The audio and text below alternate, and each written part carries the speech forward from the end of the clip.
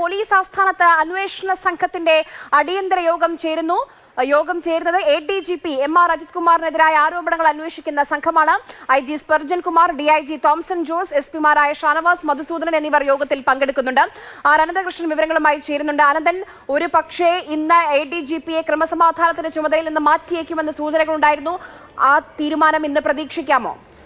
Arya, ADGP MR Ajith കുമാറിനെതിരെ DGP നടത്തിയ അന്വേഷണത്തിൻ്റെ report ഏതാണ്ട് പൂർത്തിയായി. ആ റിപ്പോർട്ടുമായി ബന്ധപ്പെട്ട് ചടുലമായ നടപടികളാണ് ഇപ്പോൾ സംസ്ഥാന പോലീസ് ആസ്ഥാനത്ത് നടക്കുന്നത്. ഇപ്പോൾ DGPയുടെ ചേംബറിൽ പ്രത്യേക യോഗം നടക്കുകയാണ്. ആ യോഗത്തിൽ പങ്കെടുക്കുന്നത് IG സ്പർജൻ കുമാർ, DIG തോംസൺ ജോസ്, SP-മാരായ ഷാനവാസ്, മധുസൂദനൻ എന്നിവർ പങ്കെടുക്കുന്നുണ്ട്. ഈ ഉദ്യോഗസ്ഥരെല്ലാം DGPയുടെ ഈ ADGPക്കെതിരായ അന്വേഷണത്തിൻ്റെ ടീമിൽ ഉൾപ്പെട്ടവരാണ്.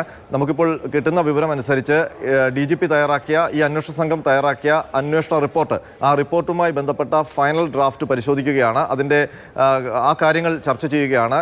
നമുക്ക് മനസ്സിലാക്കാൻ കഴിയുന്നത് ഒരുപക്ഷെ ഇന്നോ നാളെയോ മുഖ്യമന്ത്രിക്ക് ഈ റിപ്പോർട്ട് സമർപ്പിക്കും എന്നുള്ളതാണ്. അതിനു മുൻപുള്ള യോഗമാണിപ്പോൾ നടക്കുന്നത്.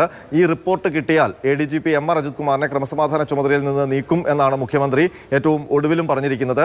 ADGP MR അജിത് കുമാറിനെ ക്രമസമാധാന ചുമതലയിൽ നിന്ന് മാറ്റണമെന്ന കടുത്ത നിലപാടിലേക്ക് CPI എത്തിയിരിക്കുന്നു. പാർലമെന്ററി പാർട്ടി യോഗത്തിൽ അവർ ആ കർശനമായ നിലപാട് വ്യക്തമാക്കുകയും ചെയ്തു. അതുകൊണ്ട് തന്നെ പോലീസ് ആസ്ഥാനം കേന്ദ്രീകരിച്ച് ചടുലമായ നീക്കങ്ങൾ നടക്കുന്നു. ADGPക്കെതിരായ അന്വേഷണ റിപ്പോർട്ടിൻ്റെ വിലയിരുത്തൽ, അവസാനവട്ട വിലയിരുത്തൽ നുള്ള യോഗമാണ് അന്വേഷണ സംഘം ഇപ്പോൾ ചേരുന്നത്.